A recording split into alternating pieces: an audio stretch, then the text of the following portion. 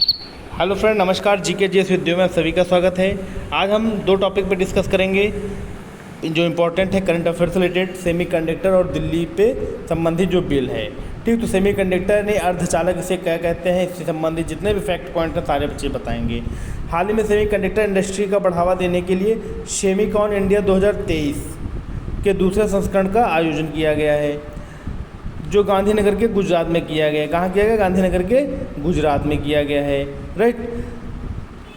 अब बात करते हैं सेमीकंडक्टर है क्या, इससे संबंधित जो चीज़ें। तो सेमीकंडक्टर वह पदार्थ है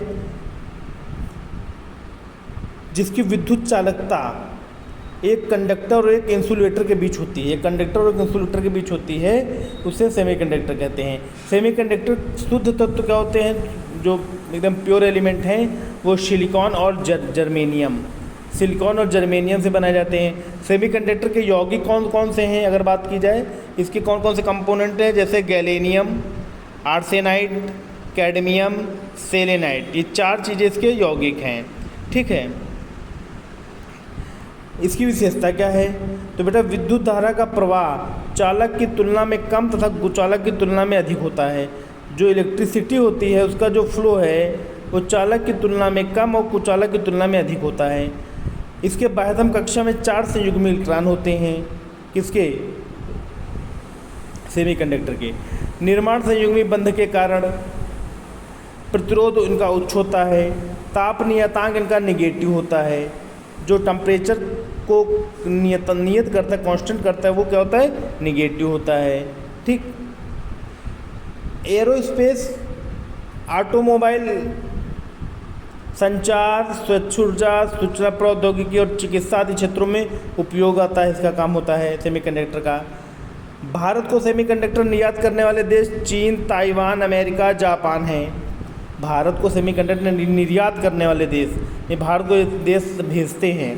टॉप निर्यातक में आ जाता है चीन। चीन जो भेजता है नंबर 1 पे, और टॉप आयातक कौन है? हांगकांग। ठीक, हांगकांग टॉप आयातक है। ठीक। अब इस पे भारत सरकार ने जो काम करना शुरू किया, क्या है? सेमीकंडक्टर संबंधित भारत की पहल क्या है? तो नंबर 1 है उत्पाद लिंक्ड प्रोत्साहन योजना, प्रोडक्शन लिंक्ड इंटरेस्ट योजना scheme, design linked incentive, electric घटकों और सेमीकंडक्टरों को विनिर्माण के लिए योजना। ठीक। तो ये जो चीज़ें थी सेमीकंडक्टर संबंधित चीज़ें, भारत सरकार के अंतर्गत जो ये हो रहा है कि इन सेमीकंडक्टर भारत में खुद का निर्माण किया जाए, खुद बनाया जाए, ना कि दूसरे देशों से लिया जाए। ठीक। उसके अलावा इसका जो दूसरा पार्ट मैंने बताया वो क्या है? राष्ट्र राजधानी क्षेत्र दिल्ली सरकार संशोधन बिल 2023, ये भी इम्पोर्टेंट पॉइंट है। तो क्या इसमें हाल ही में संसद ने राष्ट्र राजधानी दिल्ली सरकार संशोधन बिल 2023 पारित किया। यह बिल राष्ट्र राजधानी लोक सेवा प्राधिकरण की स्थापना करता है। लोक सेवा प्राधिकरण में शामिल सदस्य कौन कौन से होते हैं? चीफ मिनिस्टर, दिल्ली के मुख्य सचिव और दिल्ली के प्रधान गृह सचिव, ये 3 मेंबर्स इसमें शामिल होते हैं। ठीक।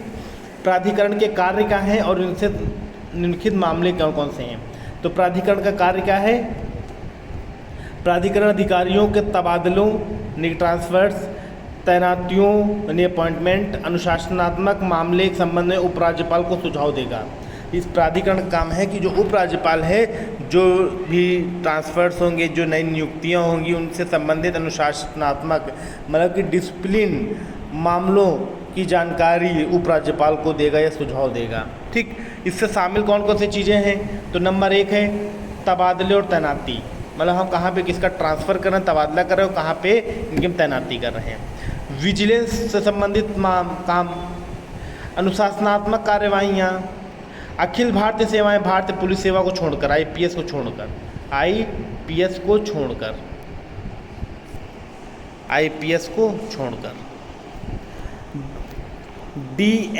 DNNICS के ग्रुप ए की अभियोजना स्वीकृति, प्राधिकरण के सभी निर्णय उपस्थित और मतदान करने वाले सदस्यों के बहुमत के आधार पर लिए जाएंगे।